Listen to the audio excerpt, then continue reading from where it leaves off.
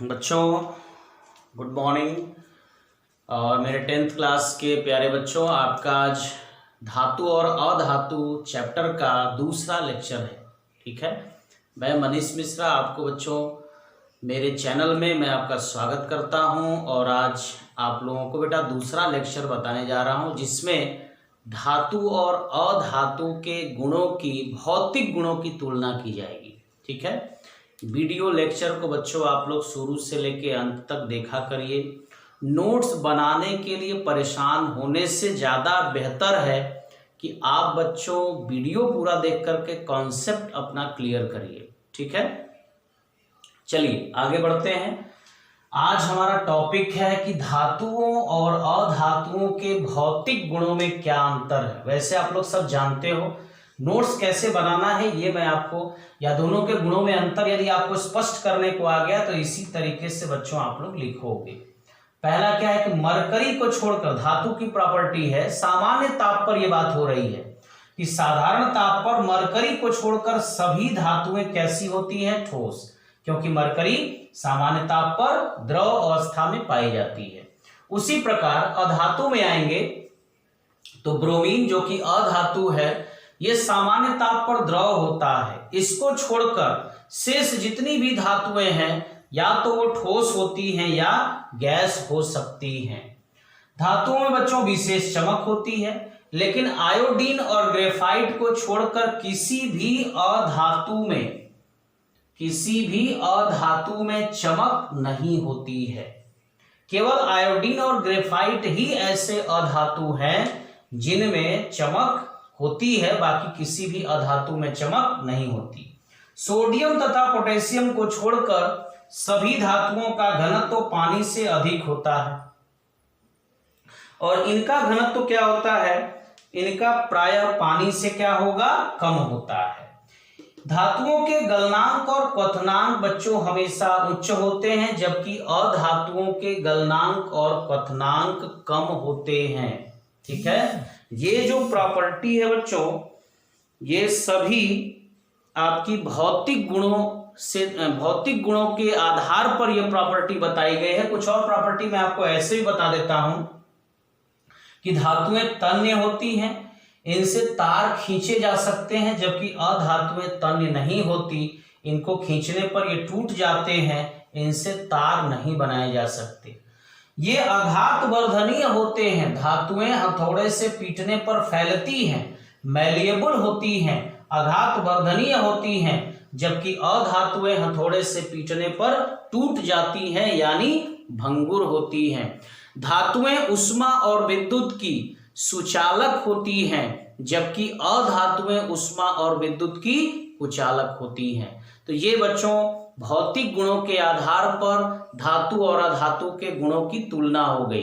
इसको आप लोग नोट करोगे तो मैं रासायनिक गुणों के आधार पर धातुओं और अधातुओं के बीच कंपैरिजन करूंगा। ठीक है,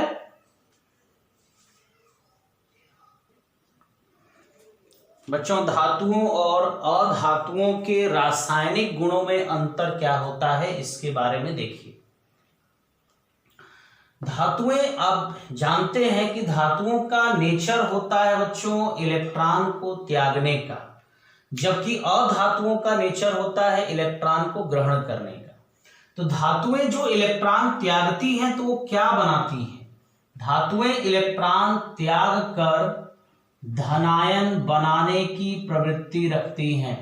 जितने इलेक्ट्रॉन का वो त्याग करती हैं उतना किसी भी धातु के ऊपर धनावेश उत्पन्न होता है, जबकि अधातुएं इलेक्ट्रॉन ग्रहण कर ऋणायन बनाने की टेंडेंसी रखती हैं, और वो जितने इलेक्ट्रॉन ग्रहण करती हैं उतना ही इसके ऊपर ऋण आवेश आता है।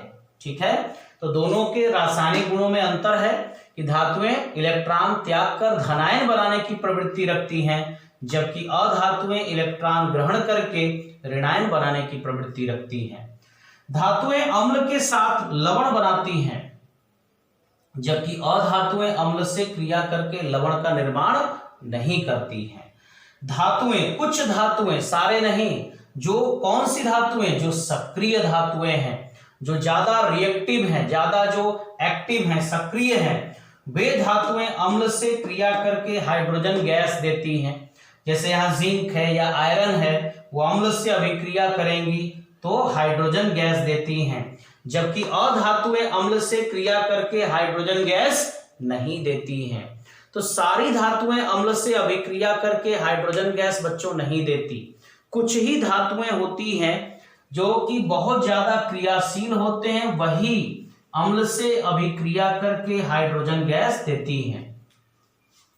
तो ये 3 प्रॉपर्टी मैंने आपको बच्चों इनके रासायनिक गुणों के बारे में बताया। एक चौथा जो कि बहुत इंपॉर्टेंट इसका रासायनिक गुण है, ये भी आप लोग देख लें, इसी क्रम में चौथा नंबर डाल करके आप लिख सकते हैं।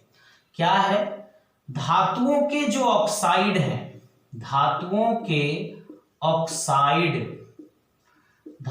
के ऑक्साइड अम्लीय होते हैं। धातुओं के ऑक्साइड अम्लीय होते हैं तथा जल से क्रिया करके अम्ल बनाते हैं। ठीक है, धातुओं के ऑक्साइड, सॉरी बच्चों, धातुओं के ऑक्साइड कैसे होते हैं? क्षारीय होते हैं तथा जल से क्रिया करके क्षार बनाते हैं। ठीक है, देखा जाए कैसे एग्जाम्पल के साथ। धातुओं के ऑक्साइड कैसे होते हैं बच्चों? क्षारीय, और जल से क्रिया करके क्या बनाते हैं? क्षार। देखिए, धातु का ऑक्साइड कैल्शियम ऑक्साइड, धातु का ऑक्साइड सोडियम ऑक्साइड, जल से अभिक्रिया कराइए, ये बनाएगा कैल्शियम हाइड्रोक्साइड जो कि क्षार है, ये बनाएगा सोडियम हाइड्रोक्साइड जो कि क्या है? क्षार है। तो इसका मतलब ये हुआ कि जल के द्वारा जब इनकी अभिक्रिया होती है, धातुओं के ऑक्साइड जो कि क्षारीय हैं, इनकी जब अभिक्रिया होती है तो ये क्षारीय ऑक्साइड होते हैं और जल से अभिक्रिया करके क्षार का निर्माण करते हैं। उसी प्रकार अधातुओं के ऑक्साइड कैसे होते हैं? अम्लीय होते हैं। अधातुओं के ऑक्साइड अम्लीय होते हैं तथा जल से क्रिया करके अम्ल बनाते हैं। ठीक है, अधातुओं के ऑक्साइड अम्लीय होते हैं तथा जल से क्रिया करके अम्ल बनाते हैं। जैसे कार्बन डाइऑक्साइड, ये अधातु का ऑक्साइड है, कैसा है? अम्लीय है, और इसको यदि जल से रिएक्शन कराओगे तो आपको एक अम्ल मिलेगा, और इस अम्ल का बच्चों नाम है कार्बोनिक अम्ल। जिस प्रकार सल्फर अधातु है, उसका ऑक्साइड भी अम्लीय होगा, और इसके ऑक्साइड की यदि जल से अभिक्रिया कराओगे तो बनता है सल्फ्यूरस अम्ल। तो यह सिद्ध हो रहा है कि अधातुओं के ऑक्साइड अम्लीय हैं और जल से इनकी अभिक्रिया कराए जाने के बाद क्या प्राप्त हो रहा है? इनके जो ऑक्साइड हैं वो अम्लीय होते हैं और जल से अभिक्रिया करके अम्ल का निर्माण करते हैं, और इस अम्ल का नाम क्या है बच्चों? सल्फ्यूरिक अम्ल। ठीक है, अब देखिए, अब ये टॉपिक आपका बच्चों खत्म हो गया। धातुओं और अधातुओं के रासायनिक गुणों में क्या डिफरेंस होता है। अब हम लोग बात करेंगे बच्चों अम्लराज के बारे में। अम्लराज, इसको हम लोग किंग ऑफ एसिड नहीं बोलते। ठीक है, इसको इंग्लिश में एक्वारेजिया, इसको एक्वारेजिया के नाम से जाना जाता है। एक्वारेजिया है। ठीक है, अब ये एक्वारेजिया क्या होता है? अम्लराज किसे कहते हैं?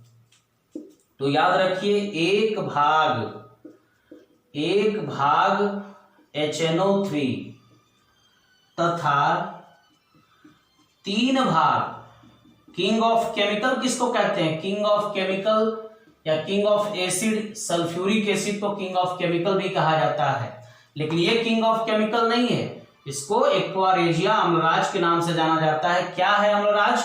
1 भाग HNO3 तथा 3 भाग HCl के मिश्रण को अम्लराज कहते हैं, और इस अम्लराज में बहुत सारी जो सक्रिय धातुएं हैं वो घुल जाती हैं, या कम सक्रिय धातुओं को भी प्लेटिनम, सिल्वर या फिर गोल्ड, इसमें घोला जा सकता है, इस अम्लराज में उनको घोला जा सकता है। तो 1 भाग HNO3 और 3 भाग HCl के मिश्रण को हम लोग क्या बोलते हैं? अम्लराज कहते हैं, एक्वारेजिया कहते हैं।